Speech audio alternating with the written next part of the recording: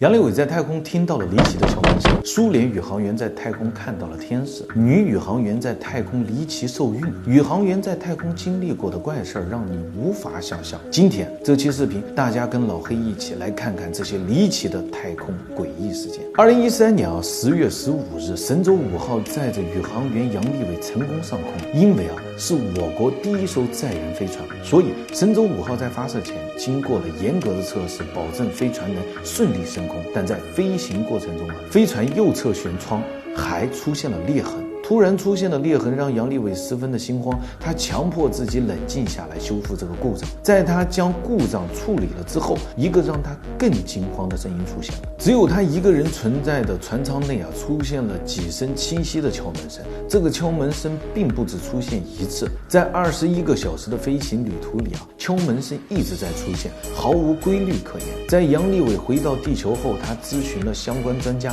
发现国外也有宇航员听到了类似的声音，被将其称为宇宙音乐。也有专家认为这是飞船外壳在进入太空后跟大气摩擦升温，出现了热胀冷缩后发出的声音。虽然得到了科学解释但依旧有人认为那个神秘的声音来自于太空生物。如果太空生物不存在，那前苏联宇航员看到的天使又是什么呢？离奇的太空诡异事件。1971年前苏联太空空间站礼炮7号载着6名宇航员发射升空，在太空停留237天，直至宇宙任务全部完成。在第156天的时候，有2名宇航员开始执行任务。空间站的舷窗外突然出现了一阵巨大的亮光，这是一团橘色的火云。他们第一时间想到空间站发生故障，但空间站运行正常。没过几秒钟火云又突然散开，在散开的火云中心是7个巨大的人影，人影的周围有光晕，他们没有其他动作，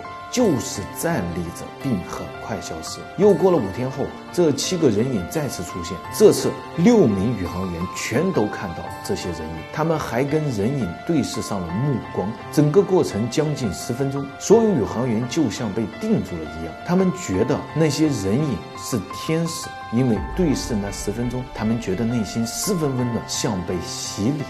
在完成237天的任务之后，他们跟地面宇航局报告了这起离奇的事件。大家都认为是宇航员看到了幻觉，但6个人同时出现幻觉，很明显说不通。也有专家认为那是太空中的星体碎片经过太空的招惹出现了异象，但这个说法也没有得到宇航员的认同。这起太空天使事件至今是个未解之谜，而太空中的未解之谜还不止这些。5名女宇航员上太空，最后居然全部离奇受孕。这起事件发生在1991年的苏联。1991年4月8日，前苏联5名宇航员乘坐飞船登上太空，在太空停留2个月之后返回了地球。回到地球后所有宇航员被检测出怀有身孕，但所有人都表示自己此前没有跟任何异性有过接触。肚子里的孩子到底从何而来？难道真的是外星人之子？因为太过害怕，有4名宇航员选择了打掉孩子，只有1名叫塔利斯克夫的宇航员